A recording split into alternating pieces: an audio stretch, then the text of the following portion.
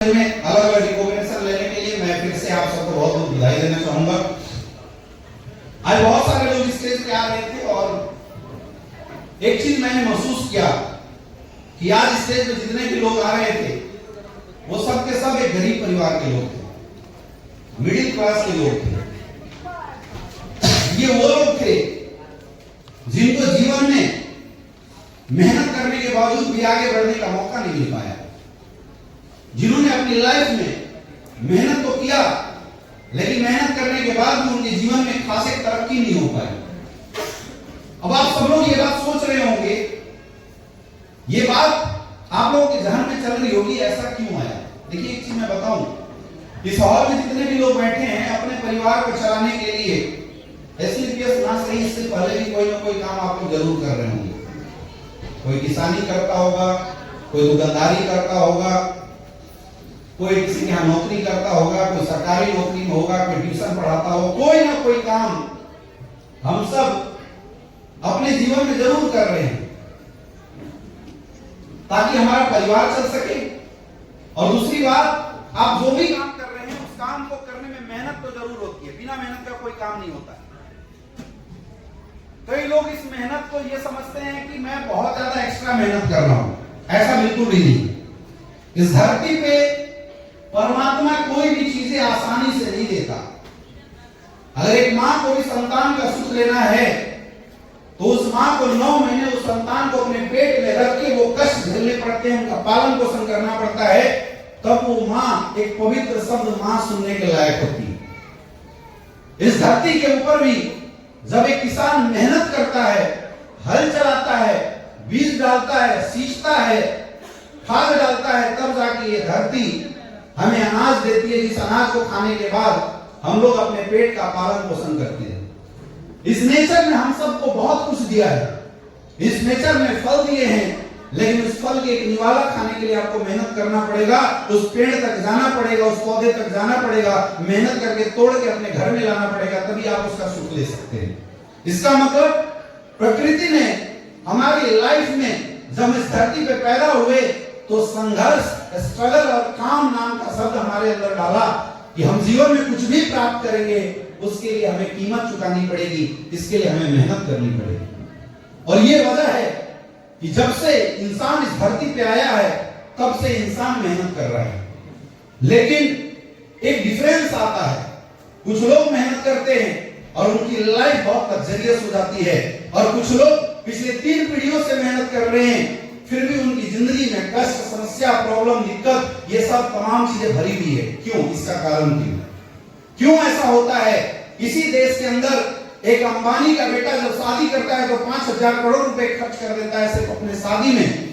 Invitation card अगर किसी के घर में भेजता है तो 3-3, 4-4 लाख रुपए का इनविटेशन कार्ड सिर्फ बांटा जाता है। और दूसरे इसी धरती के अंदर, इसी देश के अंदर एक बाप अपनी बेटी की शादी करने के लिए 3 लाख रुपए के यहाँ से अरेंज कर ले, उसके लिए कर्जे के अंदर दबा रहता है कि उसकी पूरी जिंदगी उस कर्जे को भरते हुए निकल जाती है। ये डिफरेंस क्यों आया? आज ये बात आज आपको समझना पड़ेगा, इसकी वजह क्या है, क्यों ऐसा हो रहा है, इस मुद्दे को समझना पड़ेगा माय डियर फ्रेंड। पहली बात तो मैं आपको बताऊं, इस दुनिया में किसी भी इंसान का सफल होना या किसी भी इंसान का सक्सेसफुल ना होना इस बात पर डिपेंड नहीं करता कि वो इंसान क्या है और वो इंसान कितनी मेहनत कर रहा है। किसी भी इंसान की सफलता इस बात पर डिपेंड करती है कि उस इंसान का जन्म कहां हुआ। जैसे अगर किसी इंसान का जन्म एक अमीर घराने में हो जाए, अंबानी के यहाँ हो जाता, अडानी के यहाँ हो जाता, अमिताभ बच्चन के यहाँ हो जाता, सचिन तेंदुलकर के घर में हो जाता, तो उस बच्चे को जीवन में सक्सेस के लिए कभी स्ट्रगल और मेहनत करने की जरूरत नहीं पड़ती। मैं गलत तो नहीं बोल रहा हूं? वो पैदा लेते ही सक्सेसफुल हो जाता है। अब कोई इंसान पैदा लेते ही सक्सेसफुल है, उसमें इंसान का क्या रोल है? उस माहौल का रोल है जिस माहौल में वो पैदा लिया। तो कुछ लोग इस धरती पे ऐसे आते हैं जिनकी किस्मत अच्छी होती है तो परमात्मा उनको ऐसे घर में लॉन्च करता है, ऐसा परिवार उनके जीवन में देता है जो परिवार समृद्ध होता है, और वो लोग इस धरती पे आते ही सक्सेसफुल होते हैं क्योंकि वो संसाधन उनके जीवन में होते हैं। लेकिन कुछ लोग ऐसे परिवार के अंदर आते हैं, कुछ लोग का जन्म परमात्मा ऐसे परिवार के अंदर देता है जहां पे न संसाधन होती है न समृद्धि होती है। ऐसे परिवार में आने के बाद अगर कोई इंसान ये सोचता है कि मुझे सफल होना है तो उस इंसान को अपने जीवन में मेहनत करना ही पड़ेगा, दूसरा कोई विकल्प नहीं है। और हम सब कैसे परिवार में हैं, इस बात को समझिए। नॉर्मल परिवार में, मिडिल क्लास परिवार में। क्योंकि जब एक आम इंसान का बच्चा, एक नॉर्मल परिवार का बच्चा, एक मिडिल क्लास का बच्चा जब अपने घर में जन्म लेता है, उसकी परवरिश ही वैसी होती है, उसकी मानसिकता उसके परवरिश के अनुसार छोटी डेवलप होती है। जैसे गरीब परिवार का बच्चा किसी घर में अगर पैदा लेता है तो माँ बाप बचपन से ही उसको बोलते हैं कि बेटा तुझे पढ़ना लिखना और नौकरी पाना है। एक बार सोचिए, क्या अंबानी की बेटी को किसी ने बोला होगा पढ़ो लिखो और नौकरी लो? हाँ, कभी नहीं बोला होगा। तो परवरिश में चेंज आ गया। एक अमीर घराने में परवरिश हाई लेवल की हो रही है और एक मिडिल क्लास एक गरीब परिवार में परवरिश ही छोटी हो रही है। और बोला जाता है जिसकी परवरिश जैसी हो उसका दिमाग और उसकी मानसिकता वैसी डेवलप होती है। आज अगर आपसे कोई 10-20 हजार की बात करता है तो आपको अच्छा लगता है, लेकिन जैसे कोई 10-20 लाख रुपए महीने की बात करता है आपके दिमाग को हजम नहीं होता, आप उस चीज को एक्सेप्ट नहीं कर पाते, आपके लिए विश्वास करना मुश्किल होता है कि ऐसा मेरे लाइफ में भी आ सकता है क्या? क्यों? इसमें दोष आपका नहीं है मेरे दोस्त, इसमें दोष उस परवरिश का है जहां पे हम पैदा लिए। आज यहां बहुत सारी माताएं बहनें हैं, एक बार सोच के देखिए, आपका जन्म किसी नॉर्मल परिवार में हुआ, मिडिल क्लास परिवार में हुआ, जब आप बड़े हुए तो माँ बाप ने ढंग से आपकी एजुकेशन ही कराई होगी, क्योंकि माँ बाप का एक ही कहना है कोई दिक्कत नहीं है, पढ़े लिखे की नहीं भी तो कोई दिक्कत नहीं है, बड़ा होके किसी अच्छे घर में शादी कर देंगे, वो पाल लेगा इसको। यही मेंटलिटी होती है नहीं होती? यस या नो? जब बड़े हुए तो हमारे माँ बाप ने हमारी शादी हमारे अनुसार नहीं कराई, हमारी हस्ती के अनुसार कराई, हमारी क्या औकात थी उसके अनुसार कराई। सोचिए, एक बेटी किसी घर में जाती है शादी करके और उस घर में चूल्हा चौकी करती है, उसका परिवार संभालती है, उसका घर संभालती है, कपड़े साफ करती है, एक नौकरानी जैसी जिंदगी जीती है। अगर वो बेटी किसी रईस परिवार में पैदा ली होती, उसके माँ बाप किसी बड़े खानदान के होते, तो उसकी शादी एक तल्लू के घर में ना करा के किसी रईस के घर में करते। जो बेटी आज नौकरानी बन के किसी के घर में काम कर रही है, वही बेटी दूसरे के घर में जाके राजरानी बन सकती थी और किसी फैक्ट्री को संभाल सकती थी। कर सकते थे, नहीं कर सकते? अरे मेरा आपसे सवाल है, जो लोग परिवार संभाल सकते हैं, अगर आपको जीवन में पढ़ने का मौका दिया गया होता या आपको पढ़ाया गया होता तो क्या आप फैक्ट्री संभाल सकते थे? नहीं संभाल सकते थे? जोर से बोलिए, जोर से बोलिए। यस। जो इंसान दूसरे का दुकान चला सकता है मैनेजर बन के, अगर उसके माँ बाप के पास 4-4 दुकानें होती तो क्या वो इंसान दुकान चला सकता था? नहीं चला सकता था? जोर से बोलिए। यस या नो? यस। लेकिन ऐसा नहीं हुआ, ऐसा नहीं हुआ क्योंकि हमारा जन्म और हमारी परवरिश होती हुई। इसका मतलब माय डियर फ्रेंड, आज जिस मानसिकता के साथ आप बैठे हैं इस हॉल के अंदर, या आज आपकी जो सोच है वो सोच आपने नहीं बनाई, उस परवरिश और उस माहौल ने आपके अंदर बना के दिया है जिसमें आप पैदा लिए और पले बढ़े।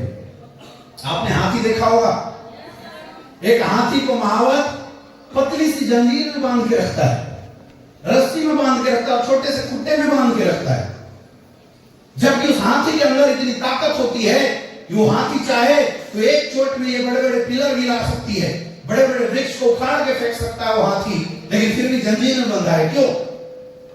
क्योंकि हाथी जब छोटा था उस महावत ने उस हाथी को रस्सी में बांधा था, उसी जंजीर में बांधा था, और उस समय उस हाथी ने प्रयास किया उस जंजीर को तोड़ने का। एक बार जोर लगाया, नहीं टूटा क्योंकि छोटा था, ताकत कम थी। फिर जोर लगाया, नहीं टूटा, छोटा था, ताकत कम थी। फिर जोर लगाया, नहीं टूटा, छोटा था, ताकत कम थी। और इस प्रयास में वो जंजीर ने उस हाथी के पैर को लहूलुहान कर दिए। अब जब भी वो हाथी जोर लगाता था बचपन में, वो जख्म दर्द करता था, और धीरे धीरे यही बात उस हाथी के दिमाग में घर कर गया कि मैं तो पत्थर ये इस रस्सी को तोड़ ही नहीं सकता, मैं इस जंजीर को तोड़ ही नहीं सकता।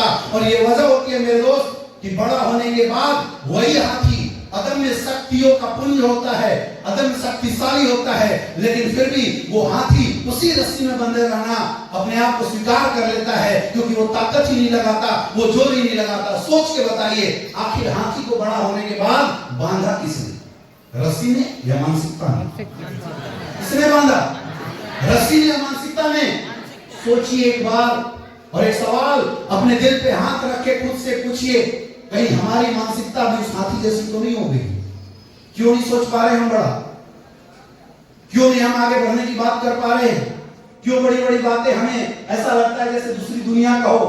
वजह यह है मेरे दोस्त, क्योंकि जब परवरिश छोटी हुई, हमने कभी कोशिश किया था बचपन में, एक छोटे बच्चे से आप कभी बात कीजिए, बेटा क्या बनना चाहते हो? वो बच्चा बोलेगा डॉक्टर, इंजीनियर, अरबपति। क्या बनना चाहते हो? पायलट बनना चाहता हूं। और वही बच्चा जब इस समाज से गुजरता है, मेहनत करता है, लेकिन माँ बाप के पास इतने पैसे नहीं होते कि कोचिंग करा सके, और मेहनत करता है, लेकिन बाप के पास इतने पैसे नहीं होते उसको किताब मुहल्ला करा सके, वो बच्चा बाद में थक जाता है, परेशान हो जाता है, और ये सोच लेता है कि मेरी जिंदगी छोटी है, मुझे छोटी जिंदगी में ही समझौता करना पड़ेगा। बच्चा गलत थोड़ी है,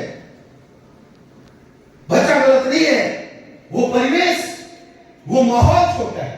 यहां बहुत सारे जेंट्स बैठे हैं, अरे आप टू व्हीलर गाड़ी चला लेते हो? नहीं चला लेते हो? फोर व्हीलर गाड़ी चला लेते हो? नहीं चला लेते हो? लेकिन आप हेलीकॉप्टर क्यों नहीं चला पाते? कभी सोचा है? सिर्फ एक वजह है मेरे दोस्त, आपके घर में टू व्हीलर थी इसलिए आप चला लेते हो, आपके घर में फोर व्हीलर थी इसलिए आप चला लेते हो। अगर परमात्मा ने तुम्हें ऐसे घर में जन्म दिया होता जिसके पास 5-5 एरोप्लेन और 2-2 हेलीकॉप्टर होते, तुम भी हेलीकॉप्टर चला सकते थे बिना किसी डिग्री के। यस या नो? तो हमें बांध कौन रहा है? हमें रोक कौन रहा है आगे बढ़ने से? मानसिकता।